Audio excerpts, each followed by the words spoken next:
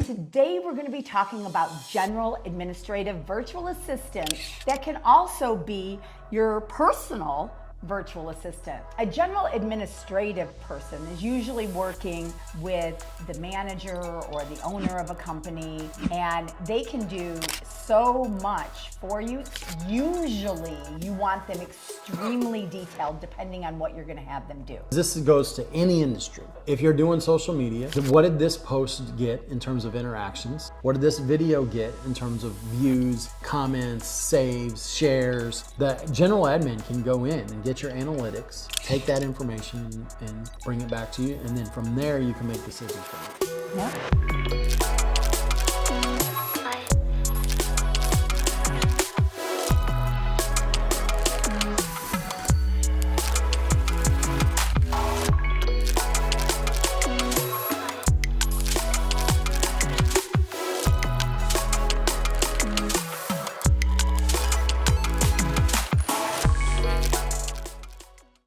Welcome back to our Stamp Step podcast, episode 6.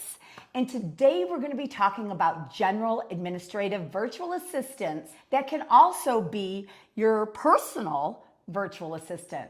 So let's get started.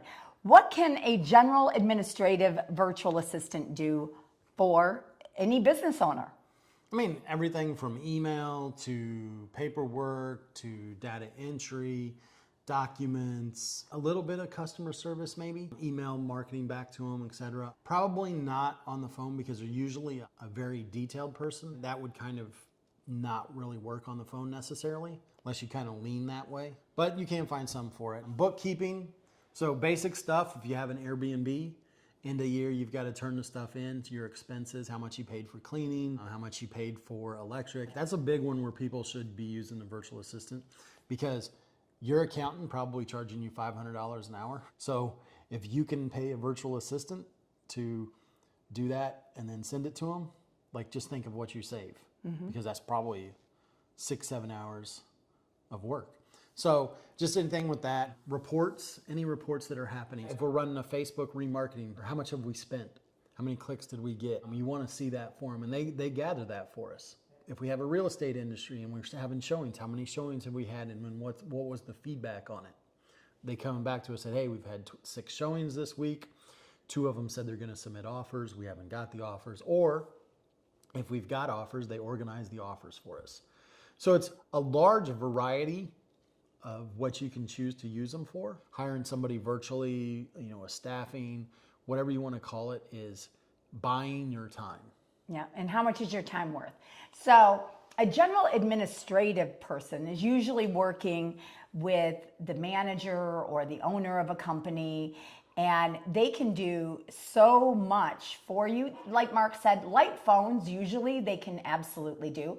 And some can do more phones than others, but they can do so many other things. They can do your travel.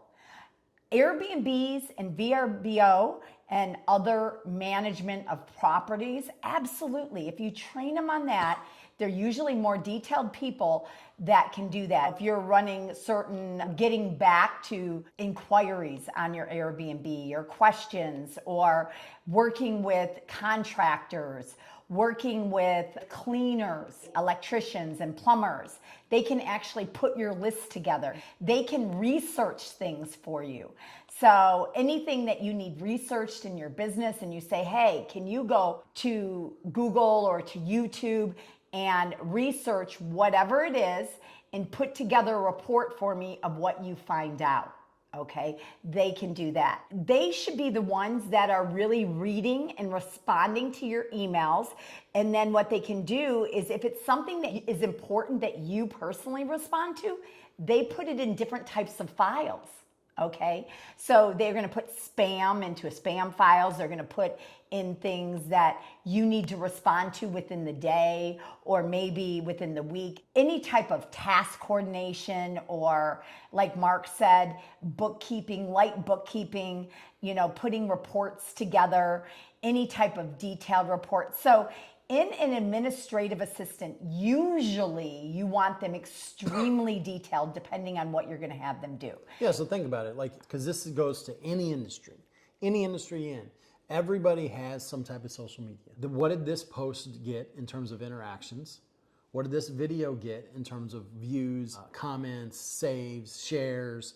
What happens? Like, you want to look at that, at least I do anyway, because it's going to give me an idea of, oh, maybe I should do more of that. So if I'm looking for more views, I'm going to look for this. If I'm looking for more saves, I'm going to be looking, this is the content I need to put out more of.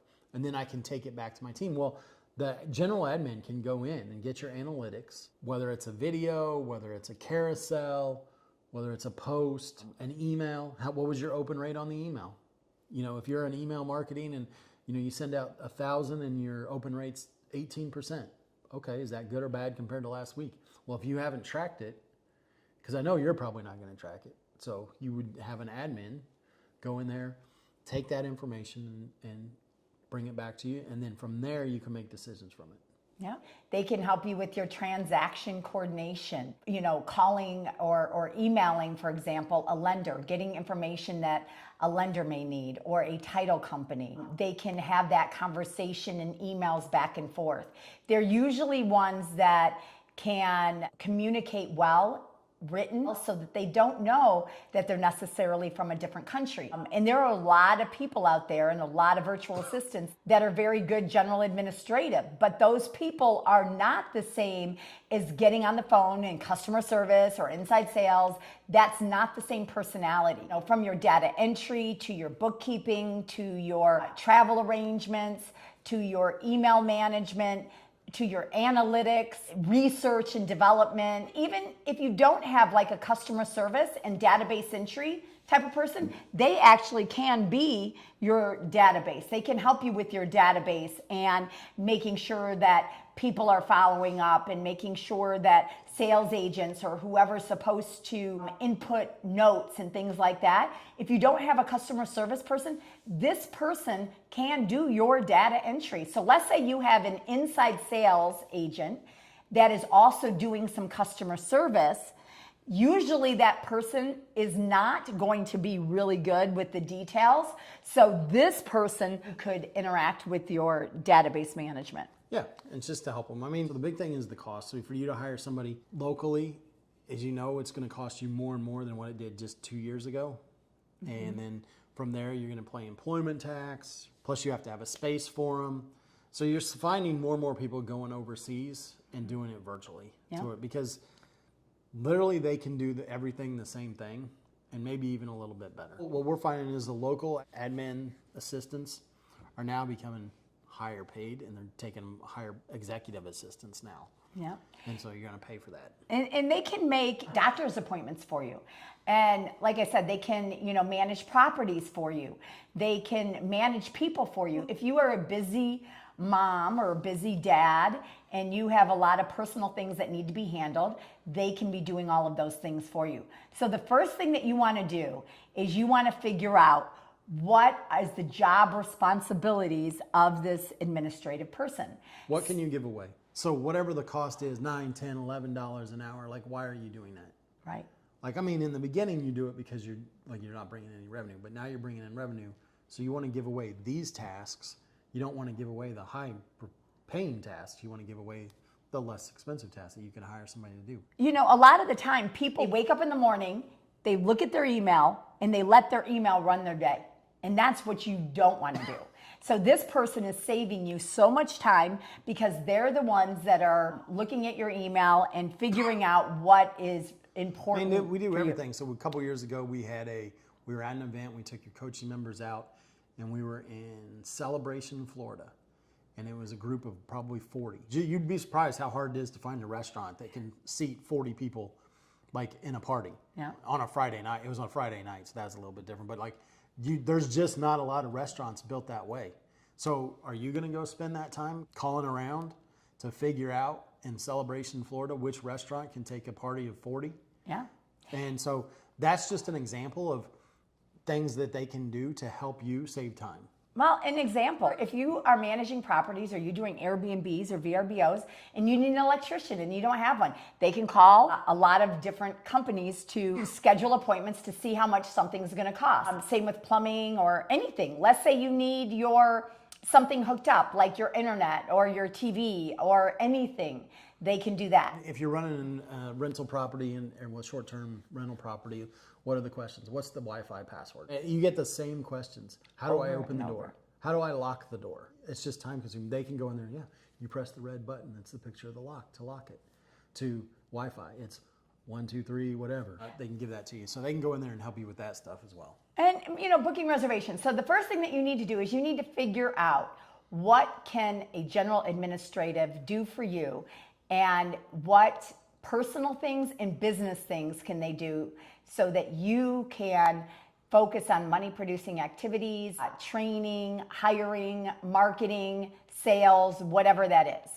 Then you come up with a job description and you train them.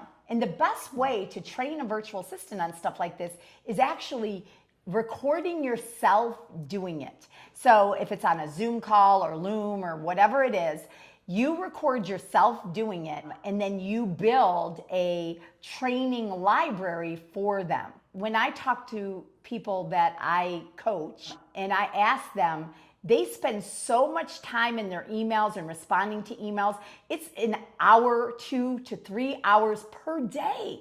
And that to me is crazy when you can actually train somebody to do all of that for you. So what else do you think with this? I think if you're busy, you get a marketing assistant and then you get a general administrative assistant. And maybe you hire 2 part-time. Yep. Like you hire 2 part-time, 20 hours a week for each, and then they can support each other, and then you build from there. So marketing assistant first, second should be general administrative. Yep. I think they should be virtually. I am 100% until you're making really good money before you hire somebody in. I was just talking to one of my coaching members yesterday. They actually do pretty well. Their commissions are, over $350,000 in real estate. And they only have 1 virtual assistant currently. And we were talking about what they needed to hire next.